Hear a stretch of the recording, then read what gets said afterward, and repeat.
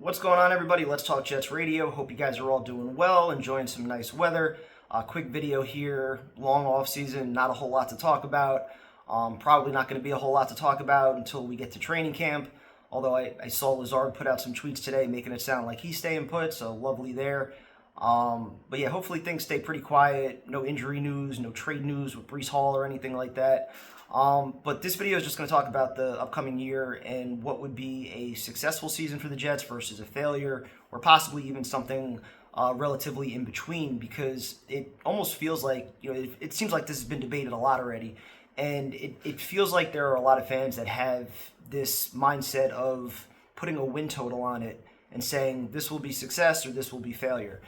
And I think from the failure standpoint, yeah, if you win 3-4 games, obviously very hard to find any positives in that. If you find a way to win 11-12 games, very hard to knock anything about that. But if you're anywhere from that like 5 to 8 range, I think it could go any number of ways as far as how you evaluate it. And starting from the top, which I think most people can agree with this, that the biggest issue for the Jets the last 14 years has been ownership. The meddling and just the overall culture that's been created, I do believe starts with them. You could go back to the report cards and all the grades that the players gave beyond just football and coaching, the facility, the team dietitian, like all that stuff is part of culture. And I think that for too long, Woody Johnson's been too involved and really kind of set the negative culture where this is not a place that players want to come to play. And for draft picks, this isn't a place that you want to ultimately re-sign and stay. And obviously all the losing doesn't help any of that. So for Woody Johnson, I think this is like one of the biggest things that we could see this year is that he's actually learned his lesson. I know he had the press conference like a month ago or whatever it was where he's saying things where I'm like, did you learn anything, dude?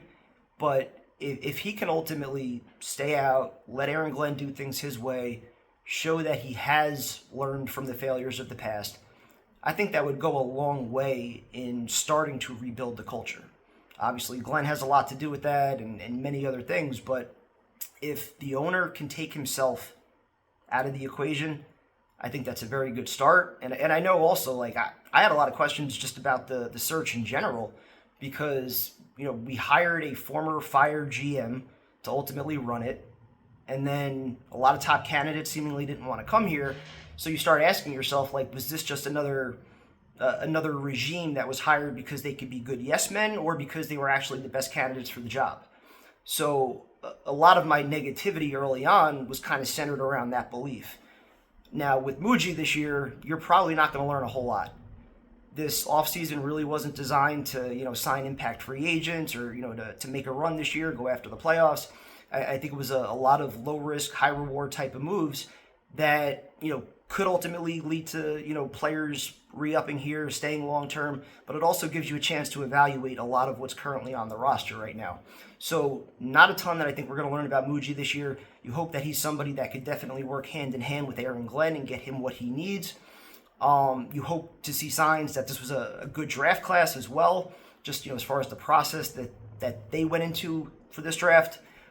But beyond ownership, I would say that what we see from Aaron Glenn, as far as how he handles adversity, because there's going to be some losing this year, how he handles players in the locker room, especially the young core that we're hoping stays here long term, how he handles the media, accountability, discipline, the game plan on both sides of the ball each week, because we can't just excuse the offense, even though it's a first-time offensive coordinator. Aaron Glenn is still the head coach. So, the days of allowing the defensive-minded head coach to get a pass for the offense, hopefully we're past that, and he's heavily involved, and he can actually make an impact there. So all these different things, I think, are things that you want to see from Glenn, and you want to see that the players enjoy playing here, but that they're also getting pushed, that he's not... And I do think this is the kind of guy that he is. He's not somebody that's going to bite his tongue. He'll say things that probably piss you off at times, but you know that he's doing it because he has your best interest as a player in mind. So I think that if Aaron Glenn ultimately resonates with the players, that message is going to spread quickly, and you're going to have guys that want to stay here and be part of the solution. If Glenn is rubbing guys the wrong way, and it's a 6 or 7 win year, it's going to be hard to picture a lot of guys wanting to stay here. Brees, I think, is probably gone regardless. Garrett, I think he's probably on the fence right now. He's on his third quarterback in 4 years, hasn't experienced winning at all. I think that he feels that just the overall environment here, the offense, the quarterback, it's held him back from reaching his potential, even though he could also be a little more consistent at times too. So you have a lot of these weird dynamics in play where I don't think you could just say, all right, they won 7 games. Like, again, Adam Gase, his first year, won 7 games, but they were also playing meaningless games down the stretch. If the Jets are playing meaningless games down the stretch this year and guys quit, that would be a red flag. But also, if you're winning games and you're seeing young guys improve, is that something that's going to carry over? Or was it like with the Gase years where it's like we won games, but it was meaningless? So there's so much that I feel like is unknown about this team, the people that are running it, at least for this year, first-time regime, the quarterback. Like, do we end this year feeling like we have a quarterback? To me, that's another major one, because if you also find a way to win 7 games, but you're also not sure about what your quarterback is, well, now how are you getting your quarterback? If you're picking 9th or 10th in the draft, do you have the ammunition to move up to get one of the top 4 or 5 guys next year? Probably not. Unless you're trading Garrett Wilson and Sauce, getting 2 or 3 first-round picks back, it's going to be very hard to do that. So I think success for me is well beyond the win total and more about the culture, the locker room, and not starting over again and having this young core establish themselves as being that going forward.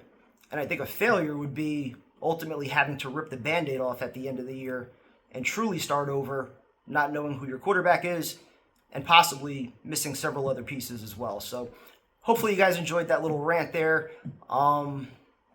Off season again, so if there's any topics at all that you guys want me to cover, I'm going to start doing some YouTube shorts and reels with Let's Talk Blank, and I'll let you guys fill in the blanks. If there's topics you want me to get into, it could be Jets related, it could be cooking, rap, dating, mental health, anything you guys want me to dive into. This is the time of the year to do it, so please let me know. Also have some ideas coming up for some different kind of live streams that I'm going to be working on, so stay tuned. Appreciate all the support. Talk to you guys later.